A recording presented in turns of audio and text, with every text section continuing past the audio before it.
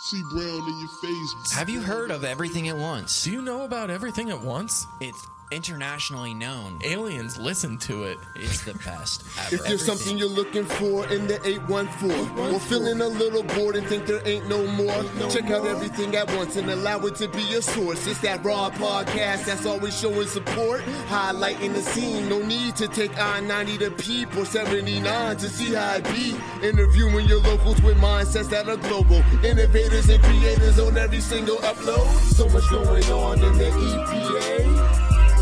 Incredible content. Everything at Once will keep you up to date. Amazing guests. What you doing? Come through and hang with Tony and Dave. Community driven. Bringing everything at once from around the way. Everything at once from around the way. Hey. Please listen. We love you. Everything at Once. Everything at Once. Hey, Dave, you ready for another podcast? Yeah, I guess. Dang, man, you sure you feeling okay? I don't know. I've just been tired and sluggish lately, and I just can't seem to get any energy. You really should have seen our last guest, Shantae. When she was here, she could have given you some direction. She's a board-certified doctor of natural medicine. Do you think it's too late? Nah, man, you could give her a call. Her practice is called Sacred Divine Femininity. Sounds like that's for girls. It's not, man.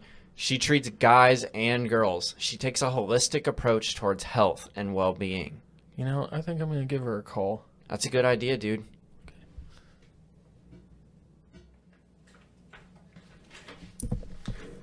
Hey, Tony, what's up, bud? Wow, Dave, you're looking a lot better. I'm feeling a lot better. Thank you so much for getting me in contact with Shantae. Yeah, Sacred Divine Femininity really seems like it did the trick for you. It really did. I'm ready to do the best podcast ever. Let's do it. Yeah! It's time to introduce this show.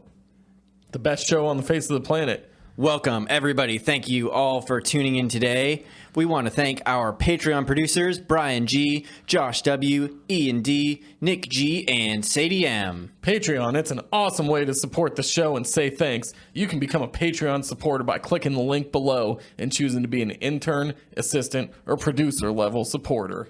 If being on the production team is too much pressure for you, you can also send any contributions using our Venmo at Everything at Once Studios. We now want to thank all the local businesses who supported this episode. These businesses get the Everything at Once stamp of approval and are critical members of the Everything at Once community. We couldn't do it without them. With winter approaching, are there any last-minute details that you want to change or renovate around your home? I might, but you know who to call. Yeah! Ghostbusters! No, Tony. No, not Ghostbusters. Solid State Construction. Oh, yeah. Solid State. Yeah. Duh. Solid State takes pride in all their home remodeling projects. Solid State specializes in bathroom remodeling, kitchen renovation, window and door installation, custom design work, and more, including painting, flooring, drywall, sidewalk, decks. Get your free quote today by calling Nick at 814-397-7854.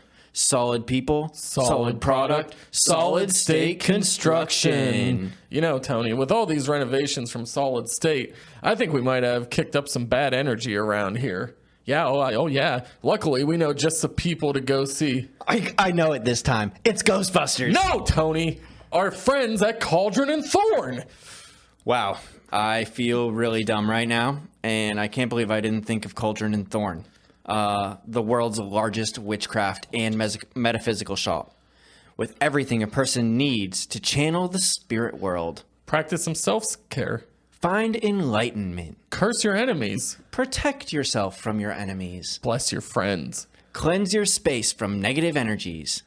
You can check out all the magical wares available at for these different practices we all love and enjoy at Cauldron and Thorne, 2724 West 8th Street, or online at cauldronandthorne.com. This week, we have an incredible guest for you. Well, Dave. Yeah, what's up, buddy? Nothing was just the two of us tonight. Just the two of us. Just the two of us. It's classic.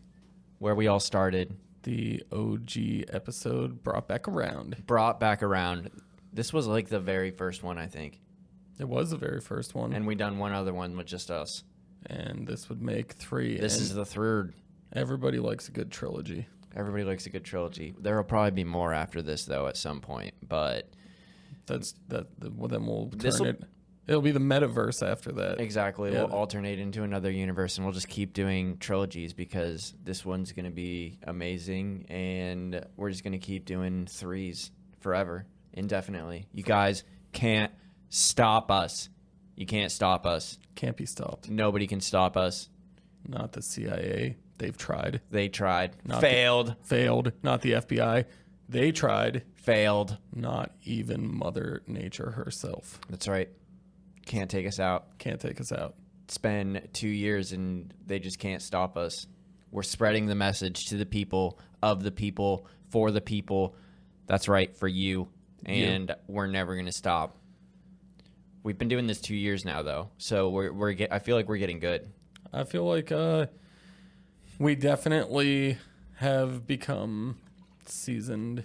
I don't want to call ourselves veterans yet, but we're doing pretty goddamn We're good. definitely not rookies anymore. We're not rookies anymore. We're definitely not rookies anymore. We've found ourselves a little bit of a stage presence, journalistic style, and comfortability behind the microphone and video camera. Yeah, this stuff isn't easy for all the people out there who think it is, who listen to us every week and think Tony and Dave are just amazing and so cool and so chill and all that stuff. We make it look that way, but trust us, it's not. Because you get some of these people, or you get like different people in front of these microphones, and they don't know what to do. No, it's kind of like people who are like, I know words, I know how to write, I could write a book, and just like the best of the best. And I'm not saying we're the best of the best, okay? But like we're pretty good. But like the metaphor is, or the analogy is, people sit down and think they can write a book and don't realize how tough it is. It's kind of like this as well, and we've taken our licks along the way. Like, you're like, I talk to people, I have conversations, but then when you get down and you make a podcast and you're trying to do it, it's not quite that simple. It's not quite that simple. And it's really easy. Well, maybe it's not really easy, but it's like a lot more comfortable to have a conversation with people without a camera and microphones in your face. Mm-hmm. I think a lot of people don't realize that there is like a sense of nerves too that brings that come into effect rather than just chilling talking with us. Exactly. And most of the conversations you have, maybe not everyone, or maybe if you're more social, I'm social, but I'm not like the most extroverted person you'll ever meet. So maybe there are people like this. I'm sure there are. But like most of the people that you're having like an hour-long conversation with, on some kind of level, or your friends on some kind of level, to go into it cold with someone that you don't know and to make it work and make it feel very homely and welcoming is definitely a skill. It's definitely a skill. And it's taken practice. And we do our research on our guests. We know our guests a little bit about them and what they're all about and what they're doing. But for the most part, we've never met probably like 80%. 80%'s accurate. 80%, 80 to 90% of the people, this is our first time ever like speaking or sharing words with them or being in the same space other than like on phones, you know what I mean, through text message or whatever. Right. And the 20% that we do know, like, we've had just a litany of incredible episodes since we've started, and incredible guests in this last year has strengthened that portfolio. But the 20% that we did know beforehand didn't necessarily equate to being like so much more amazing or comfortable of a conversation. We've had people that we've done our research on, messaged or talked to on the phone, and we've sat down and talked to like we've known them for 10 years. Yeah, it really depends. It varies. Some people are very comfortable and it's easy, and I think it depends a lot about their interest and our interest in their talk, like their given speciality, the reason that they're here. You know what I mean? Some people are super well versed and know everything about what they're doing, and other people are you know, a little bit more gun shy to really express themselves about how passionate they are and how much they believe in what they're doing or themselves or their cause or their music or whatever it is. I feel like a lot of our musical guests are really comfortable behind a microphone too. Oh, absolutely. I mean, that's their That's bread their and thing. butter. That's their bread and butter. They love being in front of the mic. They love the attention. And we're happy to give it to them down here. Oh yeah. I'd say the other thing that you know, we love to do and we always appreciate when a guest will follow along with us is I love when we go down a good rabbit hole. Yeah, dude. Yeah, you know, like the people that are The people that listen to the end of the podcast really like win. they win. They win because the end is where things start getting real weird and real meta and really good, I think. Yeah.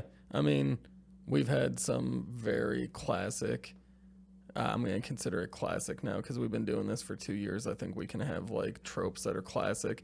We've had some very classic rabbit hole banter. Absolutely. That if you listen to our episodes the whole way through, you really like. That's the good stuff. Right. It's true. The people that listen to the end definitely win. And not only have we been making podcasts, we made a movie. We made a movie. We made a movie. Holy shit. We made a movie. And people seem to like it. Yeah, I mean, I know that you and I are our own harshest critics. Right. And we were probably more nervous about it than anybody. I mean, maybe other people on the cast and crew as well. But, like, I know both of us were so nervous. So to have the reception that we've gotten to this point has been a relief. And it's been very cool to put something out there that people enjoy. Yeah, I remember watching it on the first draft and immediately messaging everybody that's in our group chat like, I fucking hate the movie. It sucks, dude. Yeah, I remember. And everybody's like, no way. Like, what the fuck? What happened? And I'm like, no, it's actually probably fine. But I am watching it for the first time and I'm like incredibly displeased with everything about it. But it's a lot different watching it from a production standpoint when you see it and you have an eye for certain details versus I think the average audience member. Absolutely. And it's something where, like, you know, for months before it was even filmed, like when I was writing it, I had a vision in my head. And then when you read the script and then when we went over the script and we talked about it more, like from a directorial, production level, you had your ideas and your vision of what it was going to be. And like, it's just so incredibly hard to take what exactly is in your brain and then put it out there. Right. So like, there's always going to be, I mean, I'm sure there's things like, even though it turned out well, that you just look at and you're like, that was just a little different. And I do the same thing. Mm-hmm. But like, we're both perfectionists. Yeah. And at the end of the day, For sure. We put a lot of time into that, and cast and crew put a lot of time into it. Turned out great. Everybody's loving it. We've gotten some great reviews in the Erie Reader and a couple people. This offer still stands to anybody who's listening. If you want to write us a review, I will share the link with you so you can watch it. It does exist. It is private right now, so it's not out to everybody, and a lot of people have been asking when we're going to be able to actually watch it. My best guess is hopefully, fingers crossed, at the Erie Horror Fest. We're submitted to a bunch of competitions right now. I think we're like 7 or 8 competitions, and some of the stipulations for these competitions is that the movie can't be in like general circulation, so we have to keep it a little bit more hush-hush and private until we hear back from those competitions and we're either rejected or accepted, and then we can't show it still, or we're allowed to show it after the competition or whatever. So hold on tight. We're just going to keep it under wraps right now, or you can write a review for us and then watch it if that intrigues you. We're also like thinking a little bit about doing like a Halloween showing, because it is like a spookier movie, so maybe something like that will come along. There'll be other opportunities. It's not going anywhere or disappearing, so it'll be out there eventually. Just we ask for your patience, you know. Yeah, we're not you guys. We love you guys. We love our followers. We appreciate all of you that want to watch the movie or just follow us in general. We're not just stringing you along. We're not big timing you. There's that he explained it. That's the reason why it hasn't been made publicly available yet. Right. And but in due time, it'll all come together, or it won't. Maybe Hollywood will buy the movie and nobody will ever see it until 5 years down the road after we spend, I don't know, $10 million making this movie, and then box office $100 million, and then you guys will just have to see it at like Tinseltown and stuff. So who knows? Yeah, I mean that'd be the goal. I mean, we would both love that. My bank account would love that as well. Right. It'd be nice to be able to do this as well as the the writing, the filmmaking as a full-time job, and that would make that happen. I'm not going to hold my breath. It would be super cool. But if that ends up being the case and you can't watch it, well, you'll be able to watch it eventually. Yeah, sorry. Eventually, it will happen. Unless you were one of those wonderful people that came to the premiere. That came to the premiere. Came to the premiere. I mean, I guess we were sold out kind of. We were like over sold out, but some people couldn't make it to the premiere, so there were empty seats, and then there was standing room and all this other stuff. But it was a packed house. It was amazing. And it was part of the journey along the way this past year. All you wonderful people that contributed to the Indiegogo to help make this a reality. And the people who donated too. It was incredible. It was an electric night. We had a lot of fun. We got dressed up. We were looking real dapper. We put together a great show at Feed Media. Feed Media Arts Center. Yeah, thank you, Benton, and thank you, Liz, who helped us get all that organized and fill out the paperwork and rented us the space. It all came together great. It was our super punk rock film premiere. Super punk rock, super indie film premiere. Yeah, and that's kind of been a theme for us the past year. We also held one other event the last year, and it was the Everything at Once Palooza. Yeah, also super punk rock. But no punk rock music. No punk rock music, but we did have our great friends Tyler Smilo and Johnny Evans perform. Yeah, it was amazing. Those two are incredible. Tyler Smilo is going to be, well, let me rephrase that. He was at Celebrate Erie on the main stage yesterday, and he kicked total ass, and Johnny made the 40 under 40 this year. So you guys are fucking incredible. They were so gracious to perform for us at our 1 year anniversary party, and look at them, it's paying off in spades. Right, exactly. That's really the move that set them apart from the rest and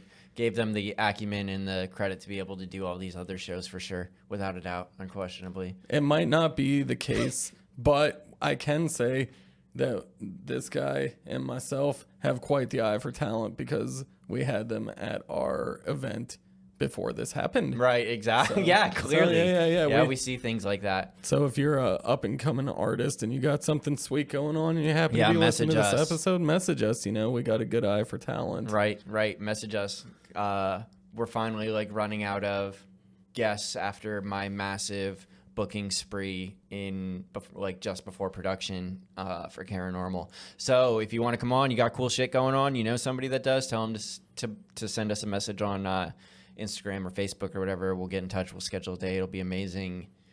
Dave, have you thought about our next movie at all? 2064. It's not really a movie. If we stick to the current concept as it is right now. If we stick to the current concept. Yeah, I've thought about it. Yeah, my brain is constantly split in multiple directions, and 2064 is definitely one of the things that I have been thinking about. I think it's going to be good. I've been working on another project as well that, when I'm finished writing it and it's all said and done, I'll bring it over here, and if it's something you're interested in too, we'll make it happen. And if it's not, then that'll be okay as well. But 2064 is going to be dope. 2064 is going to be dope. It's going to be a series of disjointed shorts. I have at least 2 episode ideas in my head. I think I would like to shoot for between 6 and 10, probably hit somewhere around 8. And we're also going to have a writing contest for it, which is going to be really cool. I'm super excited to see that. I hope that people participate. I'm sure they will participate. But we want to do we're gonna give like a little bit of criteria or framework for people and have like a script writing competition, and the winner of the script writing competition, their short will get made into part of 2064. Maybe a couple of people will win too. Maybe if we get some really good shit, we'll make a couple of them. You know what I mean? So all the writers out there, all the aspiring script writers out there, and not just the writers in general. If you just have a really good idea, if you never thought about making a film before, or writing a script before, but you think you have a slam dunk idea, when we post all the specifics for this, make sure that you get your voice heard out there. Right. Yeah. I think it'll be really exciting. I'm looking forward to it. It's going to be a little bit different than Paranormal in quite a few different aspects, but I'm excited about it. I'm excited to do things from our generation, except they'll be like boomers' age. Yeah, 40 years from now, yeah, we'll be well into our golden years. We'll be in our 70s. God willing, we'll still be kicking. Right. So it'll be and all the changes and all the things that are going on, and it wasn't like that back in our day. Back in my day, we had snow in the winter. There was a dollar menu at McDonald's. There was a dollar menu at McDonald's. We had pennies and we used them. God darn it! You could put a quarter into a little machine and it would give you a little toy. I don't know if those still exist. Actually, I feel like I haven't seen any in a long time. No, but the only thing similar to that I've seen is that like theme parks or zoos where you put actually I don't even think it's a coin. No, it has to be a coin. When you put like a penny in there and then you turn it. Yeah. But you got to put in like $3 and then the penny. Now it's not just like a penny like it was back in my day. I don't think it was ever just a penny. Well, some of them probably were just a penny, but a lot of them were like 50 cents. Right, 50 cents, dollar, whatever. But yeah, it'll be interesting to.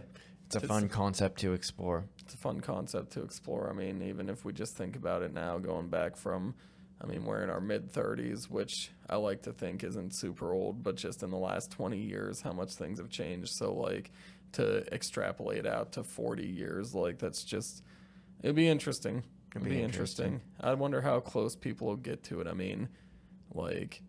Yeah, do we have any fortune tellers out there? Any Nostradamus type people who want to just do like an accurate prediction of 2064? The one thing that I want to see, even though it'd be maybe a little terrifying at first, but the one thing I want to see that from like the mid to late 20th century, like I'm thinking like the Jetsons or like Space Odyssey or like Back to the Future, that hasn't been realized, but when you go out like 40 years, they consistently had them in these movies and TV shows, is flying cars. Yeah. I want to see the flying cars. What happened to the flying car? Why don't we have flying cars yet?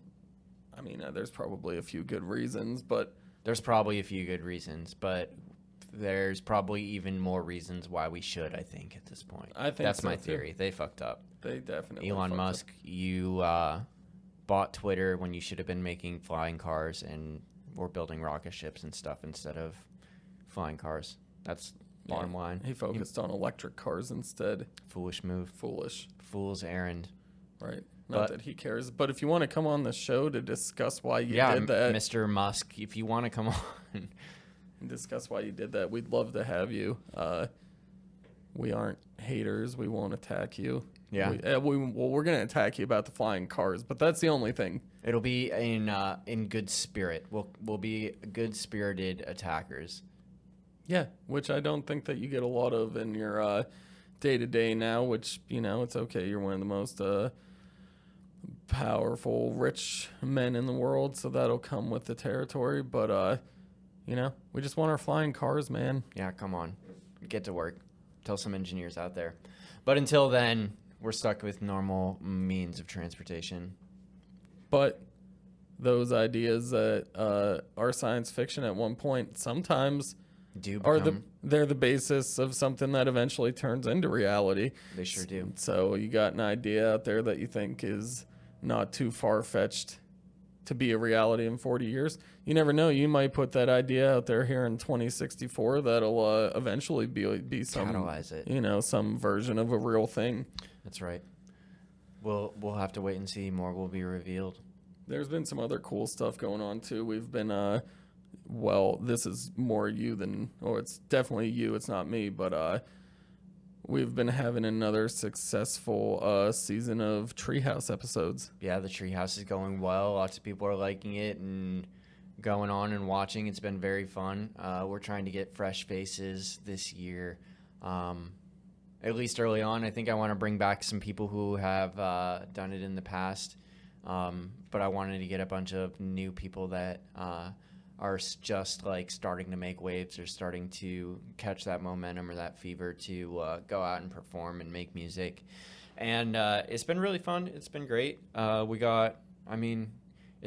It's really nice to have like a system down too, like coming back at it with another year under my belt and be able to like improve and make things better and have things more down to exactly what they are rather than just kind of going for it and figuring it out. I know that like at this point we're going to end up with a pretty sweet product or a pretty sweet video at the end of it, instead of like just kind of hoping that this was going to work out when we started it. So that's been going really well. You know, we got a sponsor for it this year too, which is cool. We had a sponsor last year. Hopefully more sponsors to come, and we'll just continue to keep growing and keep getting better and all of those amazing things that we're about around here. And I think they said we went to this really early on. We went to this really ridiculous business like class thing that we had to go to. And they said if we last 3 years, we would last indefinitely. So we're like almost there. 66% of the way. 66% of the way. Which is good. We have not now, for those of you that don't know, Tony and I have been good friends for many years before we started this venture. It's true. And we have also, I think, at the 3-year mark, not just the business venture or the business surviving, but by the 3-year mark, if we don't kill each other, I think that it means that We're friends forever now. We're friends forever now, and the business partnership will work. So we're also 66% of the way through that as well. Hell yeah. Yeah. We're making moves, dude. We're making moves. We're making moves. And things just keep progressing around here. We're just having a good time, and we're going to keep doing it until we can't do it anymore, until they shut us down. We become so powerful and so mighty that we take over all the news corporations. I think the quickest way for our podcast. Now, I'm not going to say that because I would like to have more money in my bank account. Yeah. And I know you guys don't want us to stop what we're doing. Right. But let's just hope Paranormal goes Hollywood. Yes. That would be nice. It would make things a lot easier. We could have bigger budget for the studio and maybe even some more high profile guests. That's right. We're trying to reach out to people in Pittsburgh too, and people from around the area. We just recorded one person from Pittsburgh who came up to do the Treehouse concert. Isaiah, you guys already saw that. 4-string fighter, super cool. And we're hoping to continue to get more people from around the area because, if Erie does better, the whole like tri-state area, I think, does better. And I think that there's a lot of growth and a lot of people that are kind of pushing that growth around here. And we're going to try to get some of those people on too, you know what I mean? We've been doing a lot of music lately, but I want to get back into some of our political guests, some of our business owner guests, our entrepreneur guests, and keep making that happen. Yeah, one of the big things that we're still about, it just hasn't guys talked as much about in year 2 as it did year 1, was being an active voice among the other politicians, entrepreneurial people, artists in this city that are trying to move away from like that self-defeating, like self-deprecating, it's okay to love Erie mantra, and just doing a bunch of cool shit that where like you don't have to paint that on the building at the airport when people are flying in to try to like gaslight them into thinking this isn't going to be a horrible time, because it's not. There's a lot of cool stuff going on, and it has not been talked about as much this second year, just with like the profile of the people we've had on. But it's definitely something that's still part of our main focus as a podcast and a multimedia studio. Yeah. Speaking of the airport, though, I'm pretty excited about these $89 flights to Orlando that are coming some point. Hell yeah, breeze. Yeah, did you see that in the news? I'm pumped, dude. I'm taking $89 trip to fucking Florida. Yeah, I mean, Fight a gator. The gator, I'll bring him back, dude. Put him right on the airplane. I'll put him right on the airplane. I'll smuggle him back, and I'll dump him into Lake Erie so this one that's there now can have a friend. We're going to have a lot of alligators in this lake. Yeah, hopefully. I was down at a place in Alabama in June. I went to a gator farm, and they had over 700 gators there. That's refugee gators, and let's just hope we can make Lake Erie like that. Yeah, exactly. Probably, I feel like we can fit a lot more than 700 gators in Lake Erie. We could definitely fit more than 700 gators in Lake Erie, and I would enjoy that. Like, I wouldn't get in the water again. I feel like I don't really get in the water very much anyway. No, I don't either. I mean, when I'm down there, it's maybe the feet in, and that's it. Yeah. I'd go on a boat. Yeah, sure. You know. Pretty safe on a boat from a gator. Yeah, I mean, I feel like gator hunting is a serious thing too, for a lot of people. Yeah. I don't like hunting animals. I'm not about that life. But there would be people here that would surely do it. There would definitely be people that would surely do it, and then we'd have like gator boots all over the place. You know what I mean? It'd be like going to Boston or New England or whatever and getting cheap lobsters, except we just have cheap gator skin boots and belts. That's a dream right there that we can all have with more gators. Did you know this is a history lesson that lobsters, before the advent of the train and the railroads, was considered like a poverty food? There was so abundant in New England, and like there was no like demand for it, so it was literally like if you ate lobster, you were poor. And because it was so plentiful, they put it on these trains or whatever, and people that didn't have direct lobster access were like, wow, this shit's good. Like, this is really tasty. And then it ended up being like total role reversal, and now it's like so expensive and you know, a sign of like upper class. Yeah. And we could do that with the gators here. Yeah, You know, it's true. it could be like Except reverse. except Well, reverse. Yeah. Except reverse. Gator skin boots and stuff are super expensive, and only the highest of classes can wear gator skin boots and belts. And now all of Erie's going to be rocking gator skin boots and belts and all that stuff. It'll be amazing. It'll be amazing.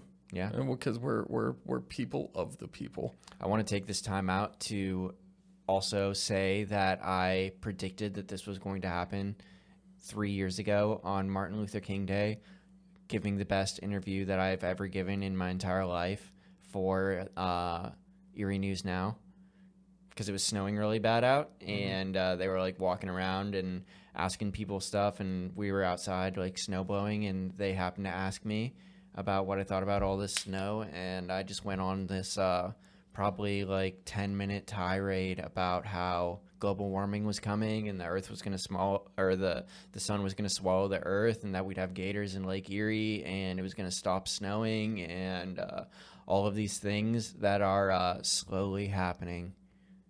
It's like your own personal version of 2064, except it happened in 3 years and not 40. Yeah. Well, the gators, I feel like, I mean, they're just getting started. So in 40 years, when the gators are really popping off, you know, then it'll be an entirely different thing. Maybe that's an episode. Maybe how in like the 1970s, the big like horror film. Now, people are afraid of gators already, but the big horror film was Jaws, and it got people terrified of sharks. Like the new one, or maybe they'll make a gators because it's going to be so prevalent for gators to be in water. Yeah. That you go out there and just get chomped. I feel like they're a pretty serious problem too. Like down south, like the wild gators are like running rampant all over the place in like Florida and Alabama and Louisiana and stuff like that. So maybe we'll just get completely overrun with gators. That's very possible. To go back to this place that I was at, the reason that they had a 700 plus alligator refuge is because they were talking about how they gave a spiel about how savage and uncontrollable these gators would be. They'd be like, a lot of them they'd find in suburban areas because they would just go through yards and eat people's dogs and cats and stuff like that. So, like, they can be menaces. Exactly. But they'll be our menaces. They'll be our menaces. And we'll figure out a way to control them. You know what I mean? I'll just go out and gator hunt, and it'll be like a new thing, a new way of form of tourism, dude. People will just come up to Lake Erie to hunt gators. Yeah, I still don't like the hunting, so I'm not going to be part of that. But again, I can see it happening. What I'd be more about is to protect the little homies. You know, if we make it big with the Hollywood production, get some guard gators for the estate. Yeah, you absolutely. Give them a nice little swampy, marshy type area around the perimeter. Bring back moats. Dude, yes. I've always had a thing for castles. I've always wanted a castle, and boy, what a fucking moat with gators in it around it. Terrifying. Oh, it'd be perfect, dude. Drop the drawbridge. Nobody's gonna get in. How you gonna get in? Yeah. What are you gonna do? Yeah, I mean, unless there's flying cars by then they could just fly over the moat. Fuck. But let's hope that doesn't happen before I get a little bit of moat time, you know? Yeah, exactly. And even if you did if the flying cars were a thing, I feel like just it's like a solid status symbol to have a moat with gators in it around. You know what I mean? I really don't understand why more people don't. It doesn't make sense to me either. I guess that's probably why we don't have any money, because if we did, we would have moats with gators, and then we wouldn't have any money again.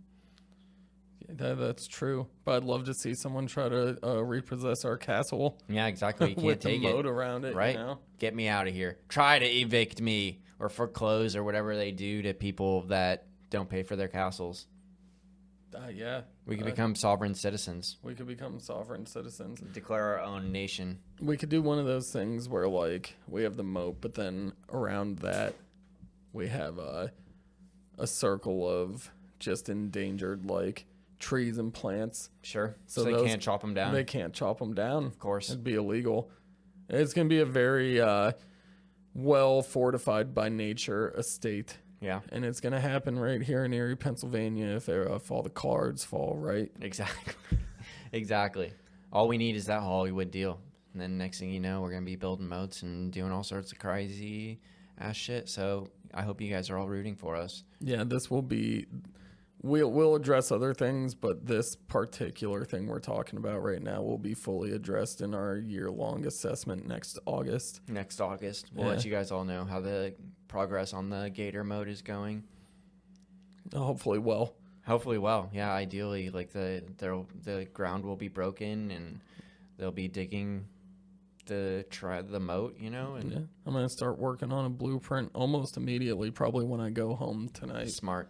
Yeah, you got to. Yeah, I mean, you can't be held up by engineers and architects and stuff when you're trying to build a gator moat, especially in such turbulent times. You know, you need that protection. Right. Pronto. Exactly. Well, we'll have to see what happens with that. Yeah. More will be revealed. So keep tuning in, keep coming back, and keep hitting those likes and subscribes and all those other fun buttons. Keep an eye on everything Paranormal related. We'll keep you posted. Hopefully, again, fingers crossed, we get accepted into some of these competitions. And if we don't announce it, there will be signs such as like the construction of a gator moat. Such as the construction of a gator moat. That will be a big sign that you're not going to be able to watch it publicly for another couple years. And we're sorry. But sorry, not sorry, actually. Sorry, not sorry. Sorry, not sorry. But while all that's going on, we're still going to be... still be podcasting. Still podcasting, and 2064 is still something we want to do. So, like, keep an eye peeled out for that. Keep an eye peeled out on all these incredible Treehouse episodes. Like Tony said, we're really expanding our... circumference with that, getting people in from outside the Erie area. It's something that all the artists love and the people enjoy watching, and keep your eye focused on everything. I feel like it's such a big value because so many people don't have like a high quality video recording and stuff like that, and it's just good marketing. It's good to send out to people. You know what I mean? If you're trying to book shows, you're like, hey, look at me. Like, this is actually like me performing. You know what I mean? I feel like a lot of artists don't have that. And even the most vicious of shredders The most vicious. want to play acoustic at least once. It's true. We've had people that are just like the raddest fucking punk or metal rockers It's or true. whatever, and they're just like, yeah, we want to do an acoustic set. And you wouldn't expect it, but like, yeah, they want to go up and play an acoustic song. I think it's just in every musician's DNA that it's, even if it's not something they do all the time, they like to have that, you know, recorded and filmed at least once. It's true. It's true. But until then, until the Gator Moat construction starts, and until all the other things, flying cars, etc., all the things that we've outlined for you today, that we prophesize, we'll catch you next week with another amazing guest, an incredible episode of Everything at Once. I'm sure we will put this in the tag for the post. Maybe not. No, we will. I kind of want you guys to watch this all the way through, but leave us comments below for the questions we should ask Elon Musk when he gets on the show. Yes, please leave those questions for Elon. I'm sure he's watching, or he has like data scrubbers or something like out there that are AIing all of our videos. So Every time we say his name, it pops up. right, for sure, he gets an knows. alarm. Yeah, he knows because that's how you sue people. Well, we didn't do anything sue worthy, but like I'm sure that's why he's waiting to hear where his name's Sure. said. Yeah, But but it only makes sense. it only makes sense. But put in the comments what you would like us to ask him, because we're manifesting having him on the show this year. That's right. Wish us luck. We wish you luck. Have a great night.